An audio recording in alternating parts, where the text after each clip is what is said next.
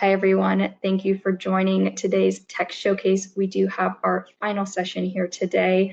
But before I hand it on over to Andrew, I just want to remind you about that chat in the Q&A box. If you have any questions, make sure to drop them there and we'll get to them at the end. But now, Andrew, I will hand it on over to you.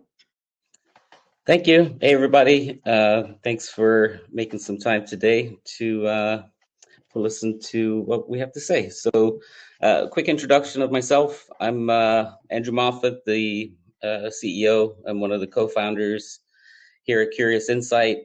My background is that I've spent my whole career really in panels and data collection, in fraud prevention, creating tools like the ones you just saw from Research Defender to try to prevent fraud, and spent most of my career at SSI. Left before it became Dynata, with roles all over the world, doing managing different accounts and building panels in Latin America, Asia, and in the US and other places. As we've seen today, there's a lot of issues in the industry around fraud. I'm going to play a quick video that I thought was really interesting that came out in the past month, that includes the CEOs of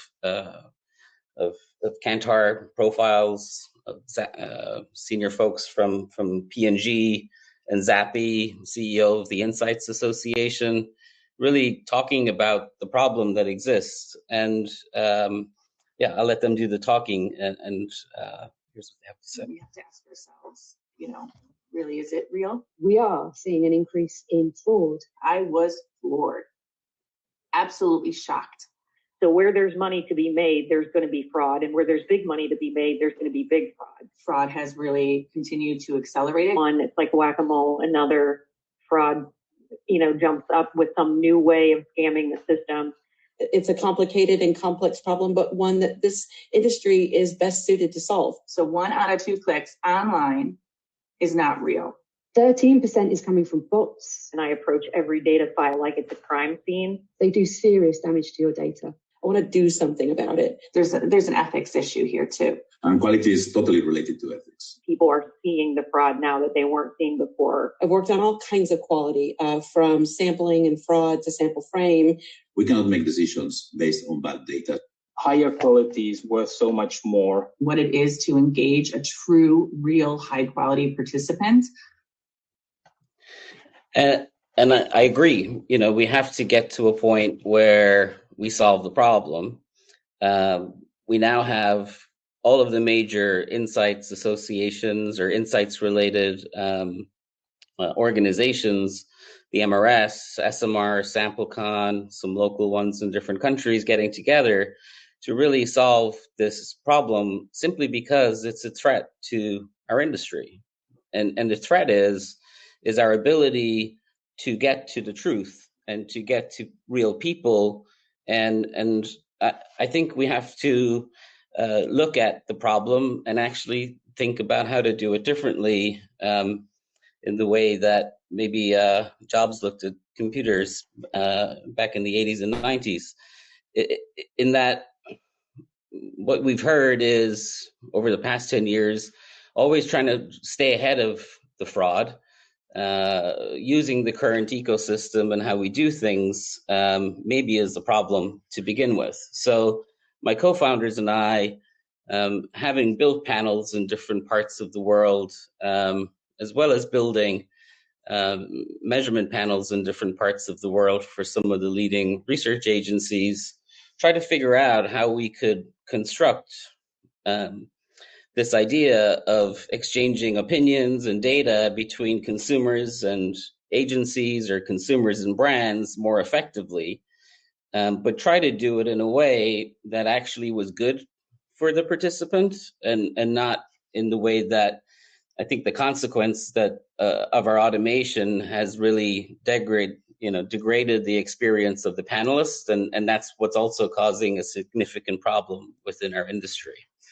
And so when we went about our mission, the first place we looked to was what are the big guys doing? Like, what are the guys in our industry doing that are the ones that the biggest companies go to for answers and trust them? And what are they doing and what are they using in order to make those decisions? And when you look across that whole kind of big company ecosystem, they're all using behavioral data. And they're using behavioral data because behavioral data is essentially the truth of like what's happening with people. And we approached it from a sense of like, how can we do that? How can we make behavioral more universal? How can we allow everyone to use behavioral, not just the market leaders? And in our experience at SSI, we had built panels like Nielsen Homescan, Nielsen Online, Nielsen Mobile in 20 countries across the world. We built technologies and teams that ran those panels. So we had the expertise to do it. And the real driving force was really around trying to get to real people. Because once you get to real people, then you can do a lot more things with the data that you're collecting, kind of like what Lenny was talking about in his opening session today. And with behaviors, you get to the point where everything is real, everything's deterministic. We try to get there and collect that data passively so that there is no bias whatsoever involved in what people are telling you. And if you've got enough data and enough historical data, and especially in the world that we live in today that feeds into AI and LLMs, the ability to predict the future would become much more deterministic and much more real. So we kind of look at the survey panel industry and see how we could look at those differently. So instead of creating what really most of the industry kind of grew up using, whether it was back in the mail panel days, moving into online panel days, but I think we're seeing the dawn of data panels, and not getting rid of surveys, but having that being the proposition to the panelists. And in that sense, what we have today, just to share some of the research we've done and give you some context, we collect the behaviors that people are doing on their devices. So we have 100,000 people in the United States today where we see every click, every app engagement, every time they're using Facebook, we see how long they're using it, we see how many times they open it, every day, every minute. Same with web, same with search. We see in person and where people are going and are able to couple that with that digital behavior. And we're building out an ecosystem of in-app views that will get bigger in time. But as of today, we have the ability to see what ads people are exposed to within social media channels, what people are buying within the major retailers online, including the likes of Amazon and Walmart, and then what people are watching within YouTube and Netflix, and this is collecting over 1 billion new information points about these people every month. So that's way more than you can ask in terms of questions, but the benefits that you see go beyond research, which we'll get into a second, in terms of like getting to a point where you can go beyond a lot of the fraud measures that you may have on place today, because you have this continuous view of someone over time. There's different types of fraud that you can now detect. So things like device-based fraud. So we're able to see patterns of certain VoIP usage or carriers that are more prone to fraud that we track over time and can add because we see them and see them changing within a device. We see if a phone is plugged into a wall all the time and it's at 100%, right? We know that it's part of a survey farm in that sense, and we're able to remove those folks from our user base. We see if someone has a real digital footprint, so if they don't really use a lot of apps in a day, if they don't use a lot of websites, if they don't have an in-person footprint that moves very much or if at all within a certain time period, these are all indicators that they're not real people. They're things that we're doing to clean up the user base before we even start doing research within these with these folks.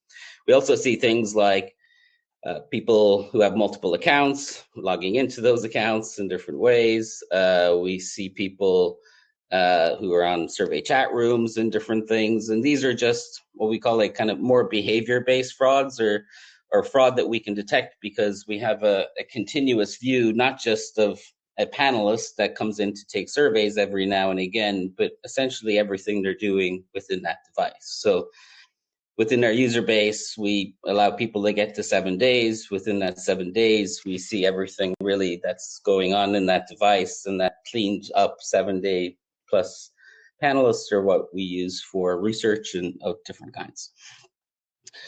And a lot of it today, the industry today is founded on this principle of just really asking people questions to understand them, right? And that goes across kind of every part of the ecosystem. So if you look at, a panel who has a panel company, they want to ask panelists questions, like profile questions, so they can understand them. They ask them questions before you go into a survey and routers, a lot of them real time, a lot of them repetitive questions. You have agencies who are adding a lot more questions to questionnaires, to red herring questions, trap questions, things to trick people, ways to cheat AI, and all of these are really more and more questions that honestly, the only person that really gets impacted by more and more questions is the respondent. And if we're thinking about sustainability and what we're trying to do to create a future for our industry, adding way more questions is not the answer, because people don't want to answer questions. They want to answer less questions. And so if we look at really what people are trying to do, and what our goal is, it's like, can we get to the point where we can actually profile people without asking questions? We're collecting 1 billion different data points on these people every month. That tells us something about them. And if we're able to track their behaviors over time, essentially all these other questions are designed to just get to real people so you can trust the data. And if you can trust the data, then there's actually trust the people, and they're real people, then you can actually use the data that those people give you in a lot of different ways and can enhance the research that you're doing. And that's a lot of what we're actually doing today. So instead of moving from a survey panel where you ask people a lot of questions, we move into a data panel where you observe and you see what people are doing, and that's where you get your insights from. And so we did some research on this. So we took our panel, we tried to figure out like, what is that gap like between what people actually say they do and what people actually do. And huge surprise, like people aren't that great at just in general, like saying what they're doing. So it depends on categories, but this is like from memory, tell us which of the following things you did on your phone in the last week. So this is, did you engage with any of these brands on that device? So by app or web. When you get to things like banking and financing, news, you're really not getting more than half the truth all the time. And that becomes problematic as you start to think about making business decisions from it. But it gets worse as you start to think about asking people like how much time they spent on their phone in the past week, and you give them a 4-hour window. Only 10% of people got that right. So 90% of people got that wrong. They really don't know much about their real actions, their real behaviors, and the real things that they're doing all the time. And they usually get things incorrect when it's something they typically do, but don't do it this time. So if you think about banking, it's like, yeah, well, I probably used my Bank of America app last week because I'm a Bank of America customer, but maybe you didn't. And it's just something that's habitual to you. Or they just forgot they did it. Or if you're looking for specific details, then, that's when things are very, very difficult. You can get close to the truth if you're asking about brands, if you're asking about things like, things they do infrequently, like shopping for a dishwasher or things like that, or something that's not something to do every day. And you can get to the truth if they've ever asked something. But to me, like, you need to get to the point where, we actually start observing people to understand them rather than asking people to understand them, because, well, they're not good at asking. And this whole, methodology of survey-based questions really is becoming harder and harder to get to a good data set. And it's become harder and harder for people to respond to 15, 20, 30-minute questionnaires that people are being asked to do.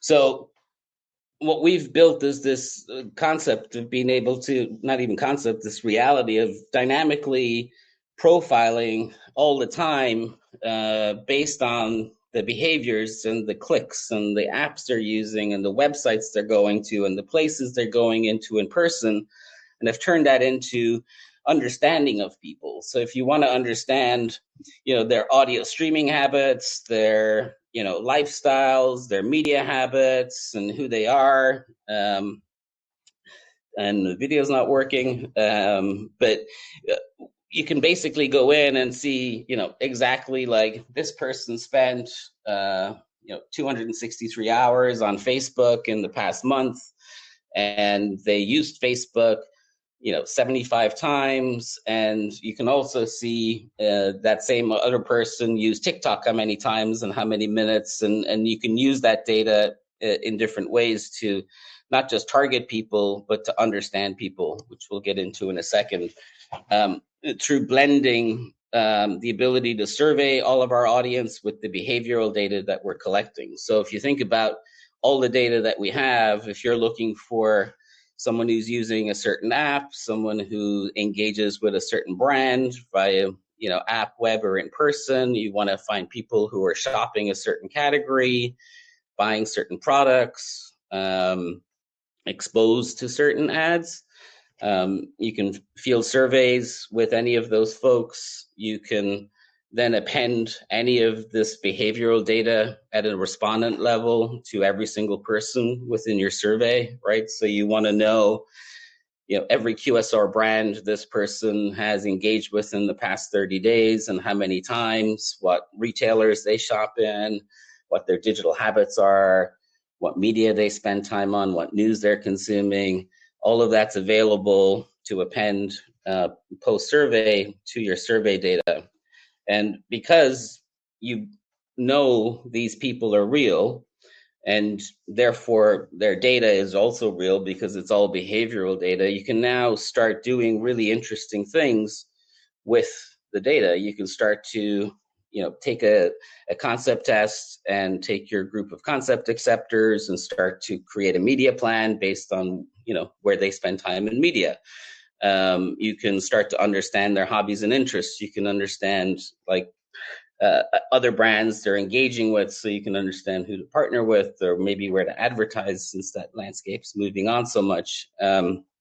But this is how we do surveys where, again, we can target based on any behavior. So you want to target someone who uses social media 10 hours a week, who's taken a Lyft or an Uber in the past 30 days.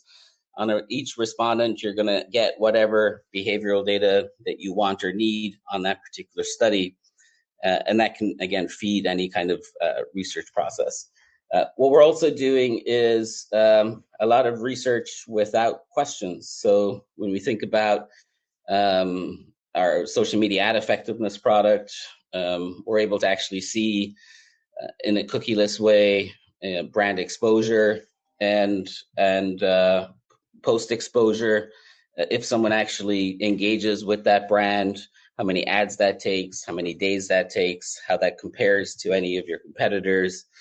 Or we can go all the way to just running surveys and appending data, or just looking at an audience and giving you behavioral data in a way for a researcher that's easier for you to handle and structure. And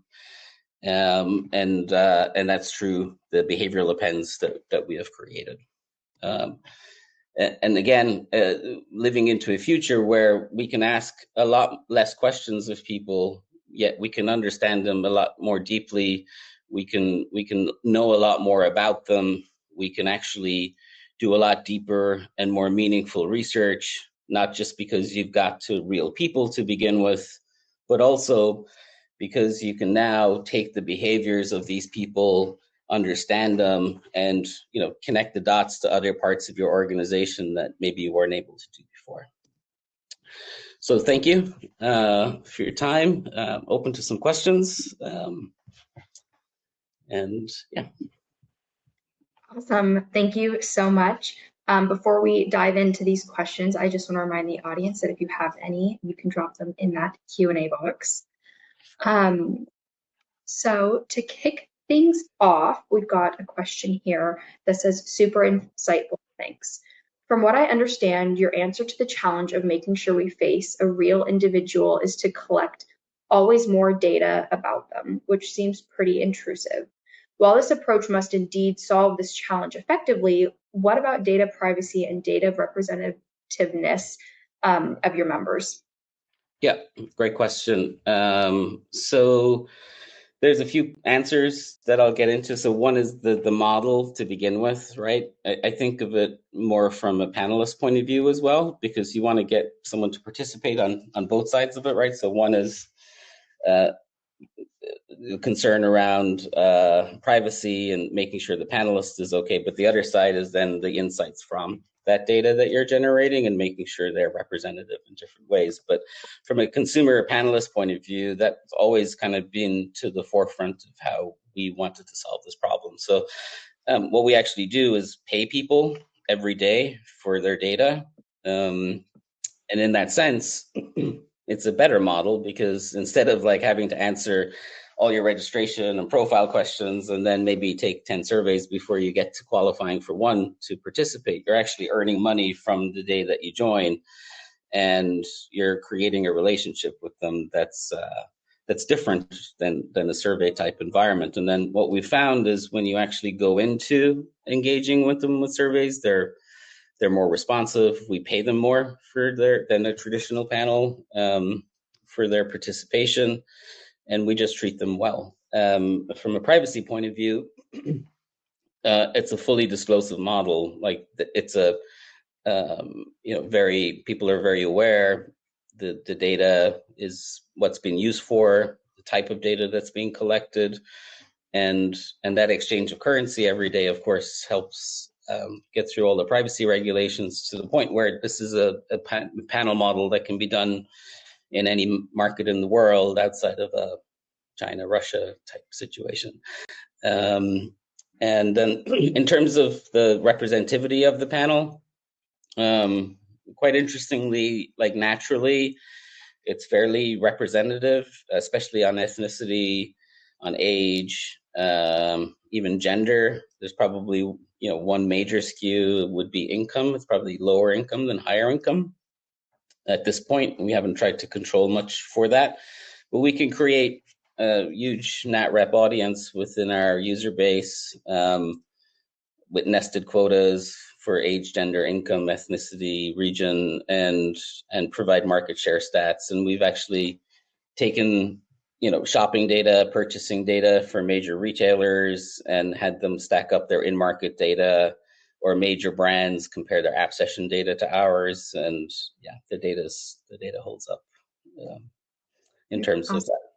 Yeah. Thank you. We've got another question here. Says, this looks great. Which devices can you track, and how does that work from a respondent point of view?